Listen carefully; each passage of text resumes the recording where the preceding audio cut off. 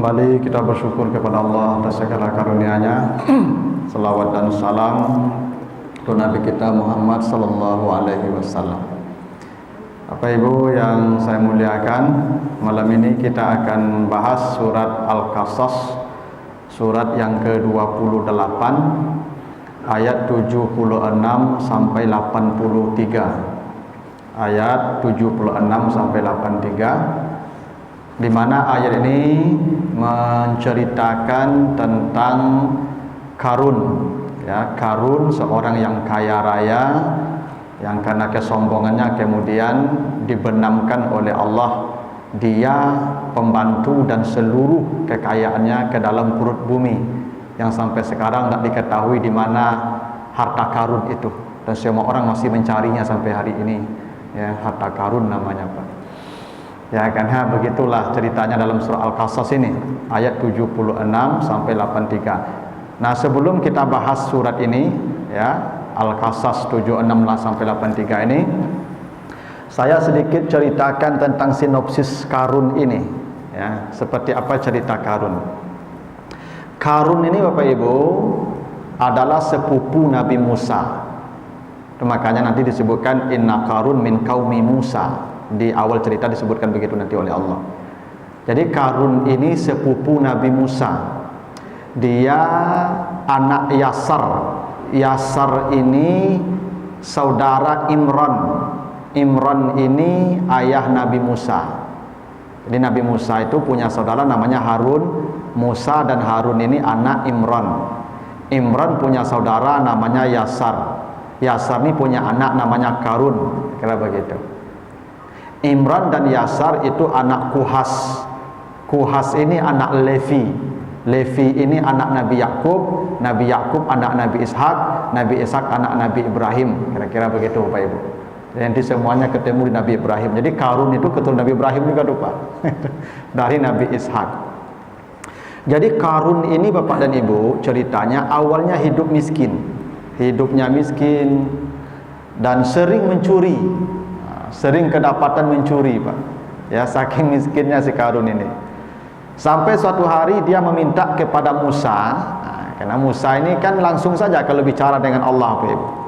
Musa, tolonglah mintakan kepada Tuhanlah agar saya dijadikan orang kaya. Awalnya Musa tidak mau berdoa. Tapi karena Qarun tetap ngotot juga meminta kepada Musa agar Musa berdoa kepada Allah menjadikan dia orang kaya.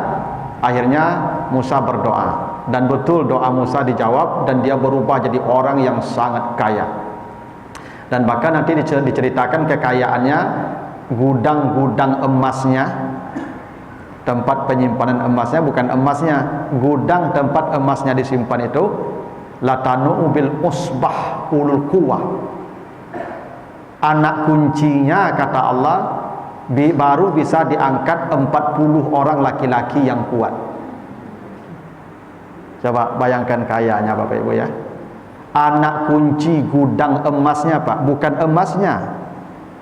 Anak kunci gudang emasnya itu 40 orang baru bisa mengangkatnya. Bapak Ibu, kalau dikumpulkan kunci rumah sadonya berapa kilo kunci rumah, Bapak Ibu? Nah, jadi kalau ada orang sombong karena kaya, terlambat dia sombong itu. Qarun lebih dulu. Ya. Jadi Qarun itu luar biasa kekayaannya, Bapak Ibu. Begitu kata Allah. Latanu bil usbah ulul quwwah. Nah, ketika dia sudah jadi kaya raya, si Qarun berubah, Bapak Ibu. Berubah tampilannya, berubah gaya hidupnya, berubah stylenya, berubah 180 derajat. Dia mulai sombong, tidak lagi mau berbagi, kemudian menghina orang seenaknya. Bahkan kalau ada orang-orang yang berbenturan dengan kepentingannya, dia suruh saja Fir'aun membunuh orang-orang Bani Israel itu. Ya, itu kenapa nanti Bapak Ibu kalau diceritakan di surat Al-Ankabut ayat 39, kalau Bapak baca surah Al-Ankabut 39, wa Fir'aun wa Qarun wa Haman laqad ja'ahum Musa bil bayyinat fastakbaru anhu. Kata Allah, Fir'aun, Qarun, Haman, ini 3 tokoh serangkai, kata Allah. yang menjadi musuh Nabi Musa pada akhirnya, yang membantai Bani Israel, kaumnya sendiri. Jadi 3 orang ini tokoh sentral ya, yang berperan dalam ya kezaliman di Mesir.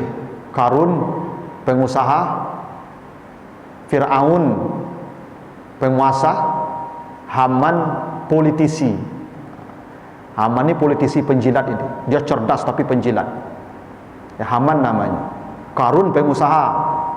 Jadi memang kezaliman satu negeri itu Pak, 3 tokohnya Pak. Pengusaha, penguasa, politisi. Sejarah akan terus berulang Pak. Ada 3 komponen dalam sebuah negara zalim. Penguasa membacking pengusaha membacking penguasa. Penguasa dapat legalitas politisi. 3 ini kalau sudah bersatu Pak, negara hancur Pak. Iya, ya. Qarun ini cukong lah bahasa kitanya sekarang. Cukong. Ya, Fir'aun itu yaitulah presiden atau raja atau siapapun lah yang sedang memegang kekuasaan, eksekutif. Ya, Haman itu yang di parlemen tuh. Ya, ini 3-3-nya kata Allah sepakat berbuat kezaliman. Nanti baca di Al-Ankabut ayat 39 begitu kata Allah. Nah, Qarun kemudian berlaku zalim, ya, sombong, dan setiap hari dia selalu keluar dengan parade. Jadi setiap hari Qarun itu memparadekan kekayaannya, dibawanya kendaraan mewahnya. Bahkan ceritanya Qarun itu setiap hari selalu gonta-ganti kendaraan mewah. Hari Senin Alphard, hari Selasa Pajero, hari Rabu Ferrari, hari Kamis Lamborghini, hari Jumat apalagi itu? Fortuner. Tak pernah mobilnya sama Pak. Tiap hari gonta-ganti mobil. Kalau zaman sekarang tuh begitu ya. Zaman itu kan sesuai pula dengan zamannya. Bapak Ibu berapa kali ganti mobil seminggu? Ya. Qarun setiap hari gonta-ganti mobil Bapak Ibu. Kalau ada orang sombong dengan mobilnya, terlambat dia itu. Ya, Fir'aun lebih dulu. Ya, sombongnya. Nah, setiap Qarun lewat dengan parade kekayaannya, semua orang yang melihat dia bercita-cita, ya laitana mislama utiya Qarun. Ya Tuhan, andai kami dapat pula kekayaan seperti Qarun. Semua orang bercita-cita seperti Qarun. Semua orang bercita-cita seperti Qarun. Ya, sama dulu zaman Pak Habibie, Pak. Semua ibu-ibu anak cumingai seperti Habibie. Nah, sepertilah Bapak Ibu Qarun itu. Saking kayanya, sampai suatu ketika dia sudah di puncak kesombongannya, dia membawa semua aset kekayaannya berparade di jalan Mesir itu. Tiba-tiba bumi rengkah bumi itu, tempat si Qarun dan pengawal-pengawalnya dan hartanya lewat, terbenam semua, hilang, bumi kembali bertaut.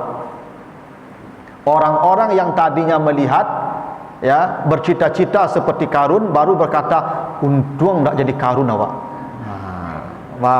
Baru sadar mereka, untung kita tak jadi Qarun. Itu ceritanya Pak Ibu ya. Nah, inilah yang diceritakan Allah di surat Al-Qasas ayat 76 sampai 83 ini. Mari kita lihat ayatnya. A'udzubillahi minasyaitonirrajim. Inna Qarun kana min qaumi Musa.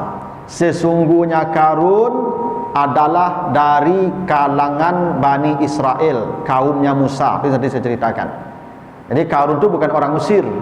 Dia orang Bani Israel. Cuman dia bersekongkol dengan Fir'aun untuk menindas kaumnya sendiri. Dia mengkhianati kaumnya sendiri, mengkhianati Nabi Musa. Itu kenapa dikatakan fabagha alaihim. Qarun berbuat bagha, berbuat zalim kepada kaumnya sendiri. Bukannya membantu kaumnya yang susah Pak. Qarun justru bersekongkol dengan Fir'aun untuk menindas bangsanya sendiri. Fabagha alaihim. Wa atainahu minal kunus ma inna mafatihahu latanu bil usbati ulul quwwah. Kami berikan kepada Qarun gudang-gudang harta yang anak kuncinya tidak bisa diangkat kecuali oleh 40 orang laki-laki yang kuat. Usbah itu ditafsirkan 40 orang. Itulah hebatnya kekayaan Qarun, Pak Ibu. Nah, tidak ada orang bisa menandingi dia itu. Ya, tapi hebatnya begini, Pak Ibu. Ketika Allah memberikan harta kepada Qarun, itu katanya atainahu. Ataina, Pak. Memberi itu bahasa Arabnya ada aqta. Inna aqtainaka al-kausar. Ya. Tapi harta yang diberikan kepada Qarun bukan aqtainahu, tapi atainahu. Ini beda, Pak. Apa bedanya, Pak?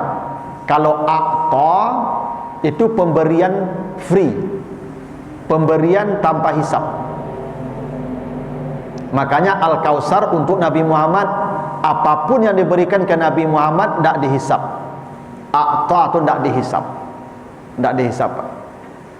Kalau ata dihisab. Apa artinya itu? Pemberian harta kepada semua manusia termasuk Qarun kelak akan dihisab. Makanya hisab harta itu berat, Pak.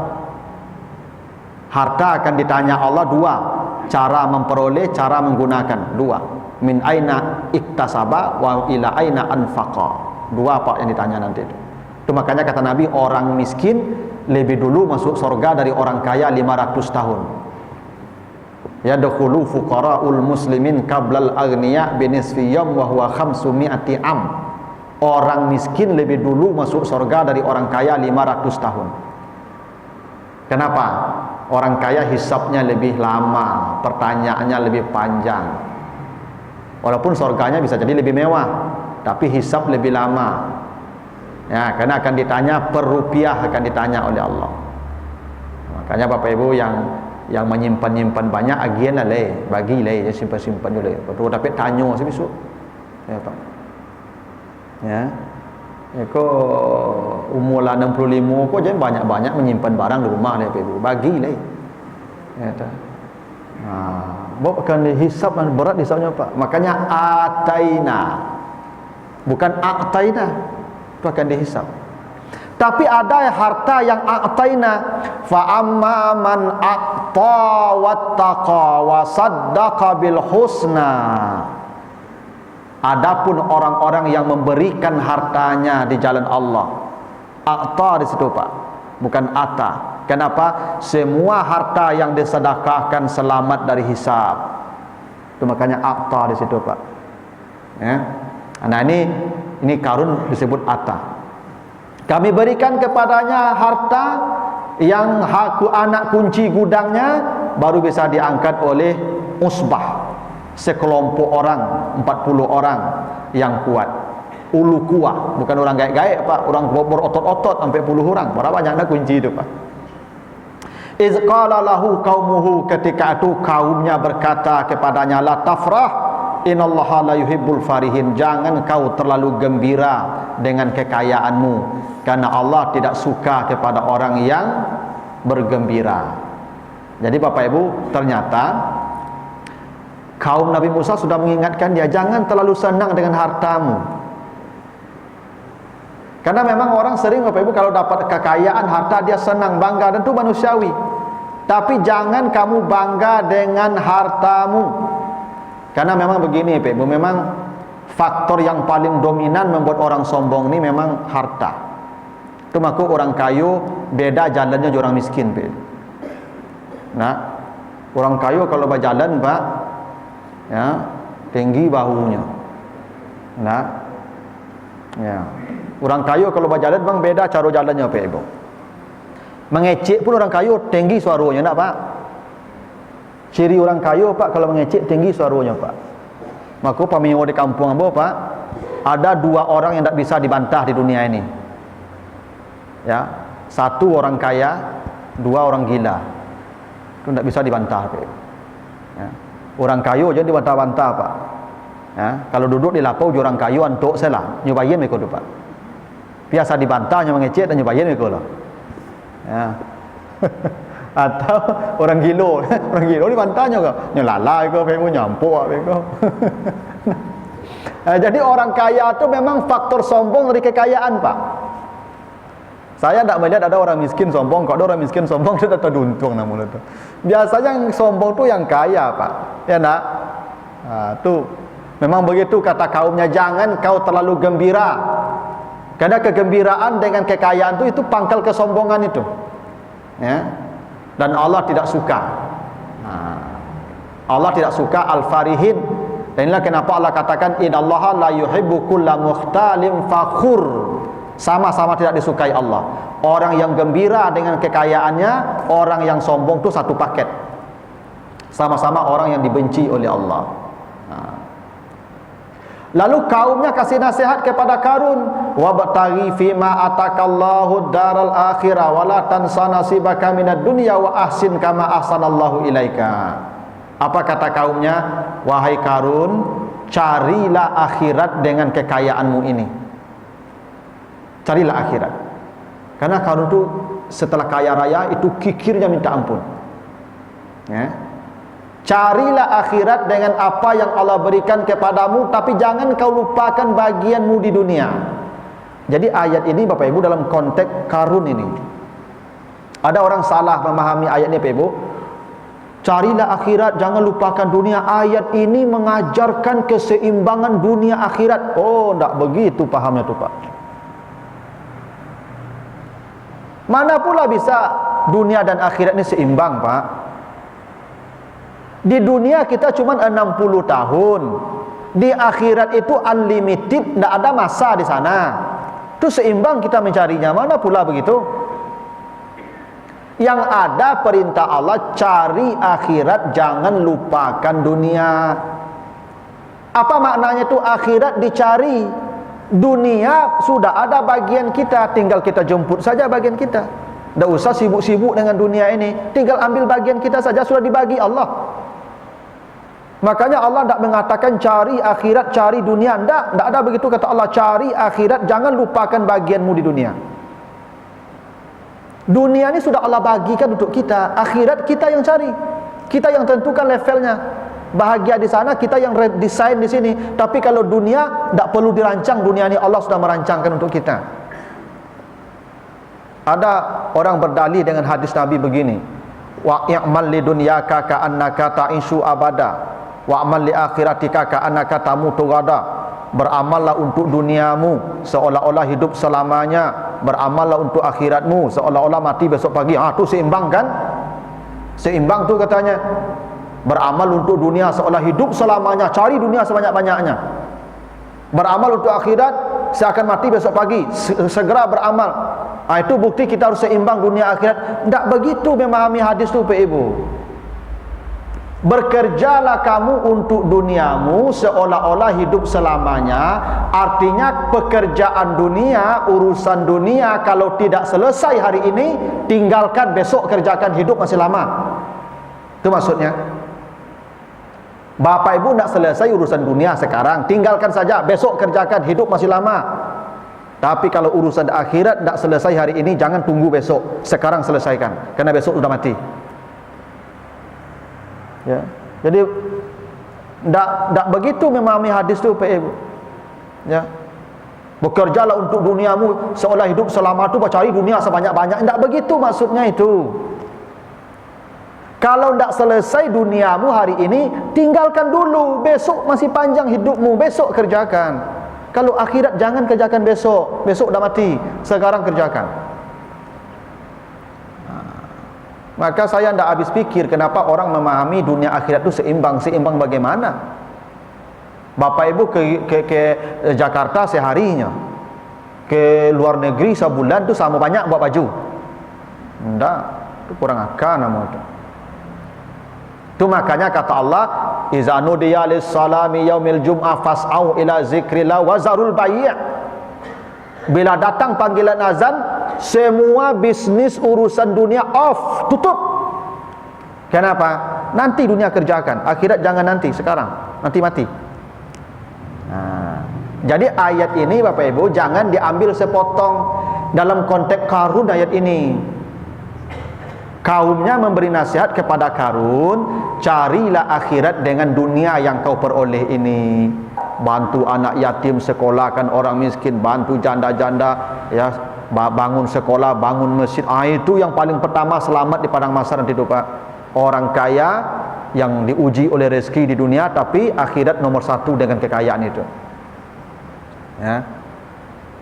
Itu perintah, itu pesan kaum Qarun dari kaum Bani Israel, carilah akhirat dengan kekayaanmu ini. Tetapi Qarun kemudian berkata, apa kata Qarun? Qul qala innama utituhu ala min indi. Jangan kait-kaitkan harta saya dengan Allah. Harta ini saya terima, saya peroleh karena kepintaran saya. Harta ini saya dapatkan ala ilmin indi, karena saya cerdas, saya jenius cari harta, saya rajin bekerja. Inilah Bapak Ibu yang membuat ya Qarun ya, dan apa namanya itu, akhirnya dibenamkan oleh Allah kesombongannya ini. Dia lupa, ya, dia mengira kena kejeniusan dia, kepandaian dia mencari harta. Dia lupa kalau Allah yang membagikan banyak. Ya, itu kenapa Bapak Ibu, orang yang sombong dengan orang yang iri kepada rezeki orang, atau sombong karena rezekinya banyak, sama-sama dihapus semua amalnya oleh Allah. Kenapa? Dua-duanya tidak beriman kepada Allah. Apa yang dilakukan Qarun? Fa kharaja ala qaumihi fi zinatihi. Setiap hari Qarun keluar rumah memamerkan kekayaannya. Begitulah sifat Qarun Bapak Ibu. Setiap hari keluar rumah memamerkan kekayaannya.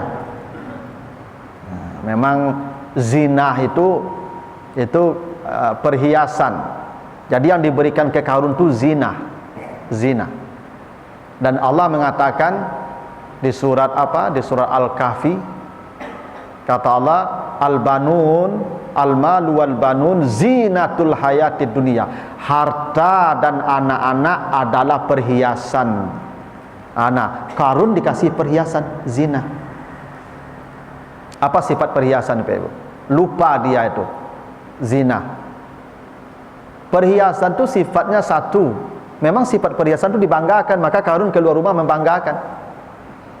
Memang ya, ibu-ibu kalau ada perhiasan kan biasanya agak beda penampilannya.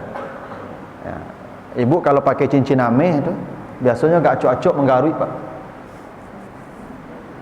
Ya. Ada ibu-ibu kok hobi bawa galang ameh ke masjid Pak. Itu takbirnya Pak agak tinggi yang kayak itu. Allah ke bawah Pak. Ini otak kaji orang sawalahnya Pak. Ya, beko ruku macam itulah. Allahu akbar. Gitu ke bawah itu. Itu Qarun tu, keturunan Qarun ibu situ itu. Kok ada ibu yang model tu keturunan Qarun itu. Kalau keluar rumah selalu membanggakan kekayaan, selalu membanggakan harta. Makanya ibu-ibu kalau pakai galang amil, lengan bajunya kadang tu, supaya naik kaki tak buka nampak skor kuning. Nah, ada juga orang tu kalau pakai motor Pak, masuk gerbang tiba di rumah langsung Pak. Ala bali oto Pak, masuk gerbang berputar sekali yang komplek lo. Tu keturunan Qarun tu. Orang yang selalu keluar rumah memamerkan kekayaannya, tu Qarun begitu. Dan memang perhiasan tu memang dibanggakan. Memang begitulah sifat perhiasan. Tapi dia lupa ada sifat perhiasan yang kedua. Perhiasan itu tidak permanen, hanya sementara. Cobalah Bapak Ibu lihat, ada tak perhiasan yang permanen? Tak ada. Mobil itu nanti jadi besi tua itu. Nanti jadi besi tua sendiri aja itu mobil tu. Tak ada gunanya tu mobil mewah tu. Rumah mewah tu nanti jadi seonggok pasir aja tu. Pasti tu. Yang miliaran harga rumah tu besok setumpuk batu itu. Tak ada nilainya tu. Tak ada perhiasan yang abadi Pak. Itu kenapa kata kaumnya tadi, carilah akhirat dengan apa yang Allah berikan kepadamu. Kenapa? Karena harta yang abadi itu yang kita infakkan di jalan Allah. Yang abadi itu wa ma anfaqta fa abqaita, yang kau infakkan itulah yang abadi. Ya. Makanya kata Allah ya, dalam surah An-Nahl itu, Apa kata Allah? Wa ma indallah wa ma indakum yanfad wa ma indallahi baq. Apa yang ada bersamamu akan habis, dan apa yang kau titipkan kepada Allah itulah yang kekal abadi. Baki namanya, Pak. Yang kita titipkan kepada Allah itulah yang baqa, yang abadi. Makanya ya, seorang sahabat berkata, ini harta saya, ini harta saya. Kata Nabi, hartamu yang kau makan, yang kau pakai, duanya habis tuh. Yang kau infakkan itu yang kekal. Ya. Karena harta ini disebut Allah zinah. Fakharaja ala qaumihi fi zinatihi. Harta itu perhiasan. Yang namanya perhiasan tidak lama. Bapak Ibu, dikumpulkan harta sebanyak-banyaknya, mati, selesai, milik orang tinggal. Kita dapat pertanyaan saja di akhirat itu. Kenapa? Karena sifat perhiasan hanya sementara, tidak ada yang abadi. Yang abadi itu kalau kita titipkan kepada Allah. Itu makanya kata kaum Nabi Musa tadi, wabtaghi fima atakallah, yang diberikan Allah padamu, carilah akhirat dengan dia. Karena ini zina. Maka disebutkan Allah, fakharaja ala qaumihi fi zinatihi. Karun keluar memamerkan kekayaannya kepada kaumnya. Zina di situ. Jadi Bapak Ibu, ya, harta itu tidak ada yang kekal, tidak ada yang abadi. Yang abadi itu kalau Bapak Ibu gunakan di jalan Allah. Gunakanlah di jalan Allah sebanyak-banyaknya. Itu yang harta kita tuh. Ya. Tapi Bapak Ibu jangan salah paham pula, jangan semuanya disedekahkan. Oh, yang cakik dia anak itu. Ya, meninggalkan anak keturunan yang lemah itu dilarang Allah. Jangan kau mati meninggalkan anak cucu yang lemah. Tak boleh. Tapi ada sebagian yang kita kekalkan harta kita itu. Lalu orang-orang yang melihat Qarun, mereka berkata, wa qala allazina yuridunal hayatad dunya, para pecinta dunia, para pemburu dunia berkata, ya laitalana mislama utiya Qarun, duhai sekiranya kami menjadi Qarun. Di para pecinta dunia memang meminta seperti Qarun. Kau dapat kayu lo lawak seperti Qarun. Yo bahagia Qarun kau. Yo sabana beruntung hidup Qarun kau. Itu kata mereka, Bapak Ibu. Ya. Tapi waqala allazina utul ilma, berkata orang-orang yang diberikan ilmu. Jadi kaum Nabi Musa ini ada pecinta dunia, ada pecinta ilmu. Orang-orang yang diberikan ilmu berkata, wailakum sawabullah khairun liman amana wa amila salihan. Celakalah kalian yang meminta seperti Qarun. Kenapa?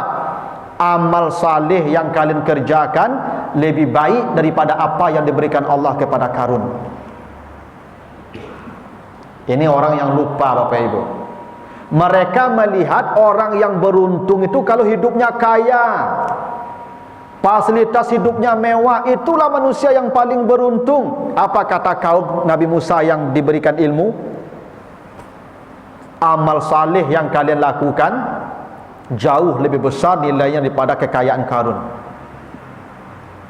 Betul enggak betul? Betul. Coba Bapak Ibu lihat, ada hadis Nabi. Apa hadis Nabi? Rak'atal fajri khairum minad dunya wa ma fiha. 2 rakaat yang dikerjakan salat sunat di waktu fajar. 2 rakaat salat sunat di waktu fajar, habis azan subuh dah salat sunat 2 rakaat. Kata Nabi, nilainya lebih dari nilai dunia dan semua isinya. Coba, adakah orang yang bisa memiliki dunia dan seisinya? Tidak ada, Pak. Ada orang yang memiliki dunia lebih dari itu. Siapa? Yang salat sunat 2 rakaat sebelum salat subuh. Itu bukti amal saleh lebih bernilai daripada kekayaan Qarun itu. Kita lupa, Bapak Ibu, ketika Allah memudahkan kita berbuat taat, ketika kita dimudahkan Allah melaksanakan ibadah sunat, kita tidak melihat itu sebagai nikmat terbesar dari Allah. Coba Bapak Ibu bayangkan, betapa juta, berapa ribu manusia di negeri ini, Bapak Ibu, di Padang ini. Berapa yang salat sunat setelah azan subuh? Coba berapa, Pak? Di komplek ini saja berapa ribu manusia. Berapa yang salat sunat sebelum salat subuh? Dan kita termasuk salah satu yang dipilih oleh Allah. Apa tidak wajar kita bersyukur, Bapak Ibu? Hari itu kita sudah mendapatkan lebih dari dunia dan semua isinya. Tidak apa-apanya dibandingkan apa yang diberikan kepada Karun itu. Karun itu kecil itu. Apakah harta Karun kenapa disebut kecil? Karena masih bisa dihitung. Ini dunia dan semua isinya tidak bisa dihitung. Untuk orang yang salat sunat, itu belum salat wajibnya. Makanya kadang-kadang kita salah mengukur nikmat. Kita mengukur nikmat hanya lewat apa yang terukur dan terhitung, yang tampak. Sementara apa yang sedang disediakan Allah untuk kita yang tidak tampak, sebenarnya jauh lebih hebat dari yang tampaknya. Maka bersyukurlah kita ni Bapak Ibu, ya, yang bisa setiap subuh salat sunat 2 rakaat sebelum salat subuh. Bersyukurlah Bapak Ibu itu. Andai diberikan langsung hari ini, yang tadi pagi di mana Bapak Ibu letakkan kira-kira tu? Yang ambo di mana letakkan dunia ketiknya? Ini lebih dari dunia dan isinya. Makanya pahala tidak dikasih di dunia, karena dunia terlalu kecil menampung pahala. Pahala di akhirat baru bisa diberikan Allah, karena akhirat luas, unlimited. Itulah kenapa kaumnya Musa berkata kepada para pecinta dunia yang berharap menjadi Karun, celakalah kalian, amal saleh yang kalian lakukan lebih baik daripada apa yang diberikan Allah ke Karun tadi. Makanya jangan silau dengan harta. Tidak selalu harta itu berupa kebaikan, Bapak Ibu. Ada orang kaya, Bapak Ibu, harta banyak tapi narkoba setiap malam kan? Kenapa, Bapak Ibu? Ternyata harta tidak menyenangkan dia, tidak menenangkan dia, tidak membahagiakan dia. Orang terkaya di dunia dulu namanya Aristotle Onassis, matinya bunuh diri. Itu yang punya hotel Ritz-Carlton itu, matinya di apartemen itu overdosis. Kaya raya tuh Pak. Itu Michael Jackson, matinya overdosis. Kenapa? Kekayaan itu ternyata tidak mendatangkan kebaikan. Kebaikan itu pada amal saleh. Nah itu orang yang lupa tuh Pak. Karena itu ada lagi dalam surah Al-Baqarah 269 kata Allah apa? Yu'tal hikmah ma yu'til hikmah may yasha. Allah memberikan ilmu kepada orang-orang yang dipilih saja. Wa may yu'tal hikmah faqad utiya khairan katsira. Siapa yang Allah berikan dia ilmu, dialah yang mendapatkan kebaikan yang paling besar dari Allah. Bukan harta, ilmu. Jadi kita diberikan Allah ilmu lebih baik daripada semua dunia ini, ilmu itu. Tapi para pecinta dunia, mereka berharap kalau bisa mereka seperti Karun kekayaannya. Ya. Apa yang terjadi? Fakhasafna bihi wa bidarihil arda. Tiba-tiba kami benamkan ya Karun dan rumahnya dan semua kekayaannya ke dalam perut bumi. Fakhasafna, khasaf itu artinya dikuburkan, dibenamkan ke dalam perut bumi. Satu-satunya orang kaya yang dibenamkan ke perut bumi beserta kekayaannya itu Karun. Nah, itulah kenapa nama Karun langsung disebut namanya Qarun. Karena cerita dalam Al-Quran itu Ibu, ada yang disebut nama, ada yang disebut gelar. Fir'aun itu gelar, bukan nama, namanya Ramses. Abu Lahab itu gelar, bukan nama, namanya Abdul Uzza. Maryam nama, Karun nama. Apa maknanya? Kalau sebuah peristiwa, kejadian, cerita disebutkan nama, tidak akan berulang lagi.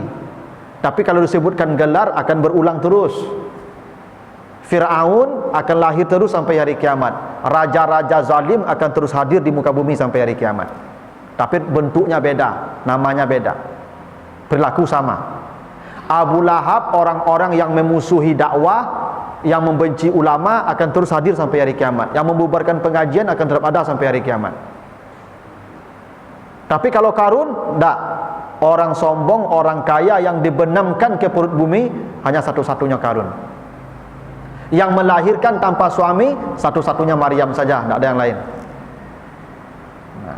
Maka kata Allah, dibenamkanlah Qarun beserta kekayaannya ke dalam perut bumi. Apa yang terjadi? Wa asbahal ladzina tamannau makanahu bil amsi. Orang-orang yang kemarin bercita-cita menjadi Qarun, berharap menjadi seperti Qarun, mereka berkata, wa ka'anna Allah yabsutur rizqa liman yasha min ibadi wa yaqdiru. Yo rancak yo sampi rezeki awak. Yo rancak je miskin awak. Kok kayu waktu berdua yo Qarun. Coba. Baru dia tahu miskin tu baik, Pak Ibu. Rezeki disempitkan Allah tu ternyata kebaikan. Allah selamatkan mereka dari bencana besar. Jadi kadang-kadang Bapak Ibu, apa yang kita terima dari Allah ini yang menurut kita mungkin tidak adil, nanti pada waktunya kita baru tahu hikmahnya. Ternyata inilah yang adil. Ternyata inilah yang baik, inilah rahasianya.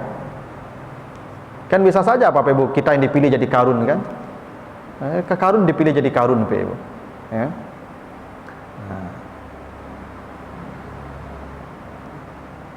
Ada pertanyaan Bapak Ibu sampai sini?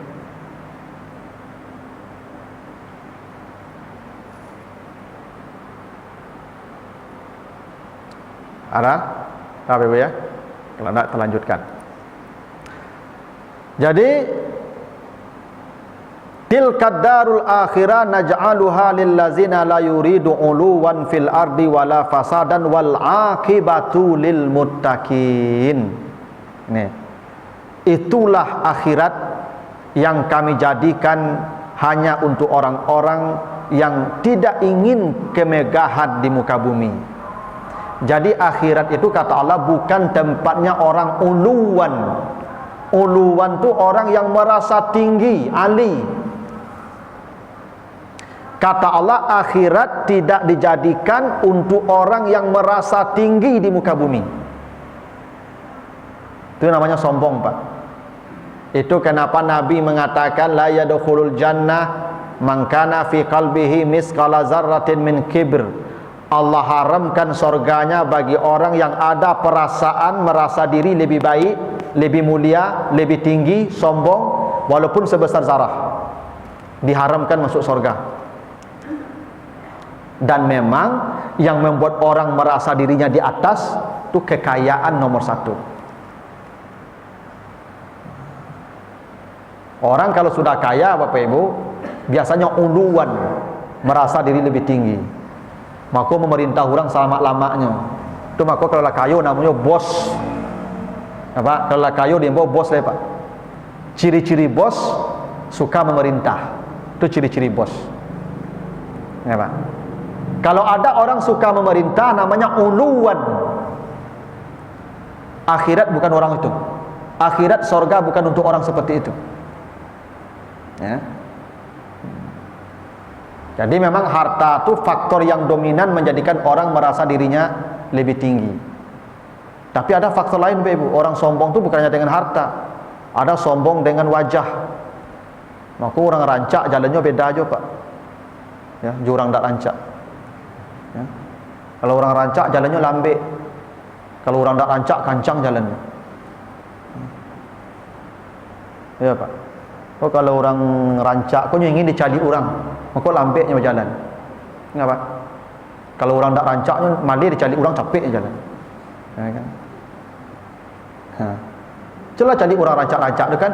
Kan ada pami orang mati ke rancak-rancak nang mana dia. Orang ke rancak-rancak ni kan cerita pak berjalan belok-elokan, berlenggok-lenggokan. Orang rancak, orang ke rancak-rancak memang cerita je. Ni tak rancak lah Pak. Tu sombong itu. Ya. Ada orang sombong dengan jabatan Pak. Begitu jadi pejabat Pak, tas dibawaan, ya kan? Apa namanya? Mobil pintu mobil dibukaan. Kok tiba Pak, alun tiba orang lain masuk ke ruangannya Pak. Harus rabi orang lu. Kalau tak rabi orang nak mau masuk lah. Ya. Kan ada tipe pejabat Pak. Ada pejabat Pak suku mempermalukan anak buah di muka orang. Upacara apel nyo panggil anak buah tu yang salah tu nyo berang-berang di muka orang rami tu Pak. Kan ada pejabat itu suku benda itu pejabat Pak. Daki orang rami Pak, anak buah aku nyo permalukan, padahal nyo punya anak, nyo punya dosa anak, nyo punya istri. Bagaimana harga saya ni Bapak Ibu? Mungkin saya ustaz di sini, tapi mungkin di kantor mungkin saya bawahan. Lalu saya di shooting di kamera, dipermalukan, dimarah-marah, dimaki-maki oleh atasan saya. Apa perasaan anak istri saya? Apa perasaan jamaah saya? Apa perasaan murid-murid saya? Orang yang marah-marah dekat orang banyak tu orang sombong tu, uluan tu Pak Ibu. Jadi kalau Pak Ibu pejabat sudahlah, kalau salah anak buah tu panggil ke ruangan kita. Panggil ke ruang kita, nasihati dia di ruangan kita. 4 mata saja. Jangan dekat orang ramai dipermalukan orang. Itu sombong kita namanya itu. Uluan.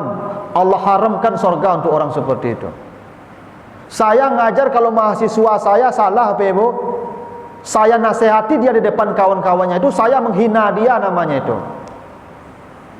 Kalau salah mahasiswa saya panggil dia ke ruangan saya. Sini, ketemu saya ya di ruangan. Saya nasihati dia sendiri-sendiri di situ. Harga dirinya tidak hancur. Betul dia salah, tapi menasihati orang di depan orang banyak tuh itu mempermalukan orang namanya kita itu. Menasihati saja tidak boleh, apalagi memarah-marah, memaki-maki orang dekat orang banyak. Ya, ini pejabat-pejabat negeri tidak ada akhlak sama sekali. Itu tidak berakhlak namanya begitu. Betul kalau orang salah, mana orang tidak pernah salah, biasa aja orang salah itu. Tapi jangan di depan orang banyak dia dipermalukan. Ya? Itu uluan namanya itu. Allah tidak menjadikan akhirat untuk orang yang merasa dirinya tinggi, kata Allah. Ya. Ada dosen juga begitu tuh Pak. Mahasiswa bertanya, memang pertanyaan mahasiswa ini tidak ada bobotnya. Tapi apakah kata dosen dia, ang kumu-kumu saya ngecek namanya. Nah, itu sombong dosen itu nama itu. Jawab pertanyaan dia itu, mungkin itu penting bagi dia. Bagi kita mungkin tidak berbobot, tapi bagi dia itu penting. Jawab. Kadang ada dosen ini kalau mahasiswa bertanya, tidak ada relevannya ini. Jawab sajalah pertanyaan dia. Apa susahnya menjawab pertanyaan itu? Itu jangan jadi orang yang uluan, jadi orang yang sombong. Dan memang salah satu ya yang membuat orang sombong permanen itu ilmu. Kalau harta tidak permanen, sombongnya lebih. Bisa habisnya. Cantik tidak permanen, cantik kalau kau. Sampai ilmu habis kau. Itu kalau pandai perawatan mah. Ya, cok spa. Kau badak baris saya tak mula tu. Ya. Apa jabatan 2 periodenya. Kau minta seperiode lagi dia murang itu. Ya. Tapi ilmu kau Pak sampai mati. Orang dengan ilmu sampai mati sombongnya Pak. Lah masuk isau Pak. Berapa? Oh 3 minit lagi. Okey lah. Dengan ilmu ni manusia sombongnya permanen Pak. Karena ilmu sampai mati. Ciri-ciri orang sombong dengan ilmu Pak Ibu, kalau sudah tidak mau lagi mendengar orang, itulah karena itu. Kalau lah mulai tak mau mendengar orang tu karena itu. Inyo tak mau mendengar orang tu bahasa sederhananya, tahu apa tu mah. Tu bahasa tu Pak.